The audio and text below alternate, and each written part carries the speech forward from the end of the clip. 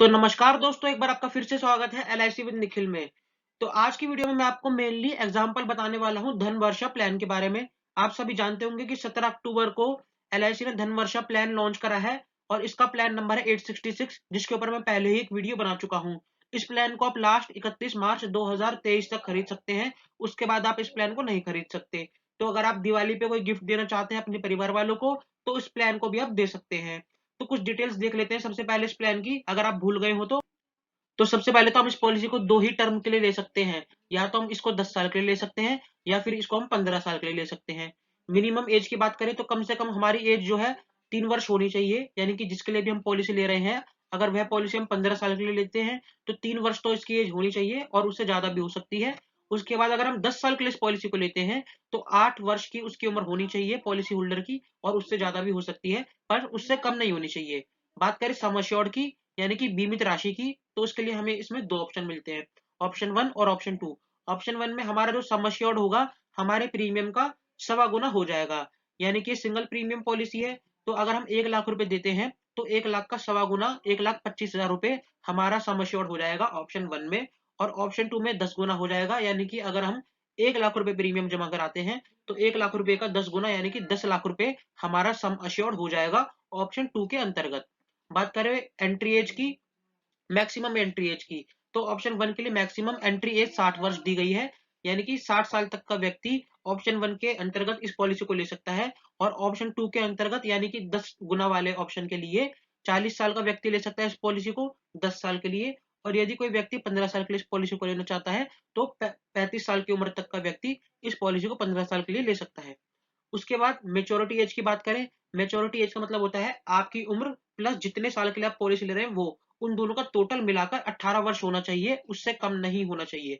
और ज्यादा से ज्यादा एज, यानी कि ज्यादा से ज्यादा मेच्योरिटी एज, यानी कि आपकी उम्र और जितने साल के लिए आप पॉलिसी ले रहे हैं वो, उन दोनों का टोटल मिलाकर 75 वर्ष होना चाहिए ऑप्शन 1 के लिए, यानी कि उससे ज्यादा नहीं हो सकता, उतने तक हो सकता है या उससे कम हो सकता है। और ऑप्शन 2 के लिए 50 वर्ष दी गई है, यानी कि आपकी उम्र और जितने साल के लिए आप पॉलिसी ले रहे हैं वो, उन दोनों का टोटल 50 वर्ष तक हो सकता है, उससे ज्यादा नहीं हो सकता, उससे कम भले ही हो सकता है। उसके बाद mode of payment single premium policy है। बेसिक सम एश्योर्ड 1,25,000 का आपको लेना होगा और 5,000 के मल्टीपल में आप कितने रुपए तक का सम एश्योर्ड ले सकते हैं। उसके बाद यहाँ पे मेच्योरिटी बेनिफिट की बात करें तो मेच्योरिटी पे आपको आपका सम एश्योर्ड और गारंटीड एडिशन मिल जाएगा। गारंटीड एडिशन कितना मिलेगा वो मैं आपको नेक्स्ट स्लाइड में दिखा दूंगा। तो यहाँ पर इस पॉलिसी में हमें गारंटीड एडिशन भी मिल जाता है। तो अगर आपका 4.5 लाख का सम एश्योर्ड है या 3.5 लाख का सम एश्योर्ड है वो मिलेगा, और आपकी जितनी भी साल की पॉलिसी है उतने साल तक का गारंटीड एडिशन मिल जाएगा, वो हो जाएगी आपकी मेच्योरिटी। और अगर मान लीजिए पॉलिसी होल्डर की डेथ हो जाती है तो ऑप्शन 1 में, यानी कि जिसमें 1.25 टाइम्स आपको मिलता है आपका ट्रैवलर प्रीमियम का सम एश्योर्ड, यानी कि अगर आपका 1 लाख रुपए का वो था प्रीमियम, तो आपका सवा गुना हो जाएगा आपका सम एश्योर्ड, यानी कि 1,25,000। और जितने भी साल आपकी पॉलिसी चली है, मान लीजिए अगर आपकी पॉलिसी 8 साल चली है और 8 साल बाद पॉलिसी धारक की मृत्यु हो जाती है तो 8 साल तक का गारंटीड एडिशन जो है वो नॉमिनी को मिल जाएगा।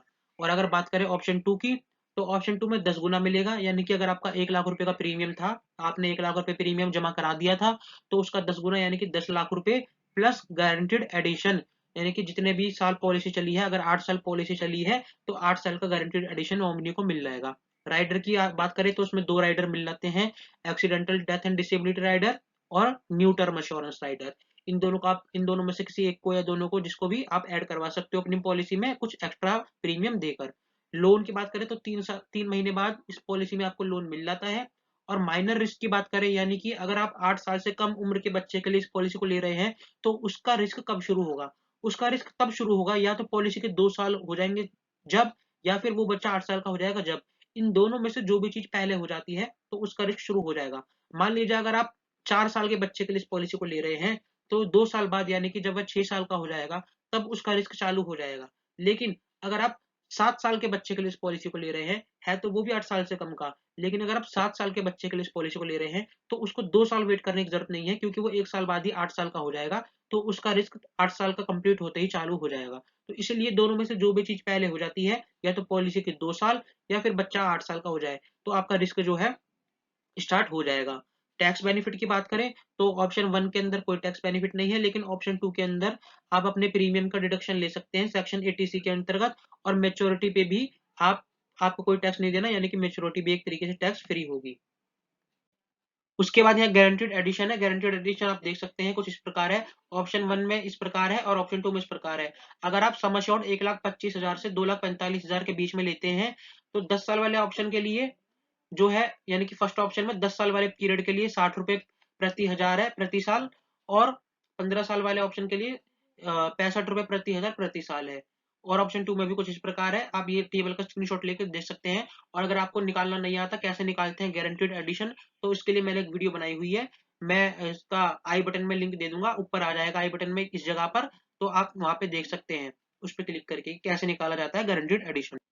फिर उसके बाद यहाँ पर हमने यहाँ एग्जाम्पल लिया है रामलाल नाम के एक व्यक्ति का, जिनकी उम्र है 40 साल, और इन्होंने जो पॉलिसी ली है वो ली है 4.5 लाख सम अश्योर्ड के लिए, यानी कि इनकी बीमित राशि 4.5 लाख है।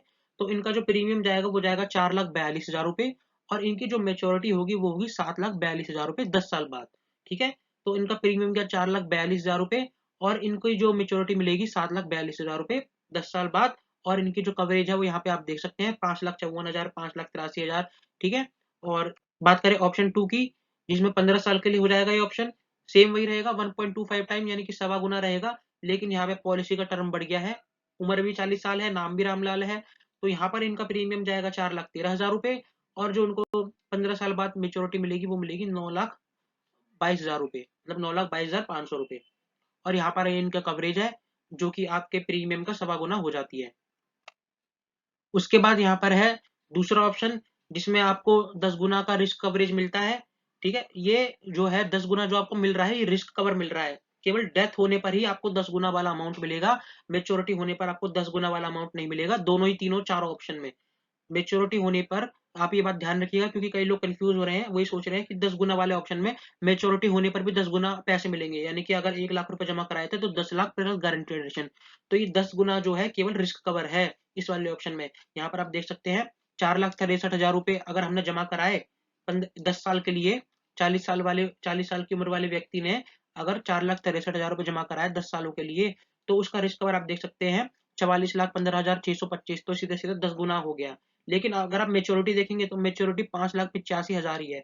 10 साल बाद भी अगर आप इस पॉलिसी में मेच्योरिटी लेते हैं तो 5,85,000 है मेच्योरिटी, लेकिन जो रिस्क कवर है वो 10 गुना हो जाता है, क्योंकि आपने 10 गुना वाला ऑप्शन लिया है 10 सालों के लिए। तो इस चीज में आप कंफ्यूज मत होइएगा, मेच्योरिटी अमाउंट अलग है और रिस्क वाला और जो बेसिक मेच्योरिटी अमाउंट अलग है, और जो डेथ वाला अमाउंट है वो अलग।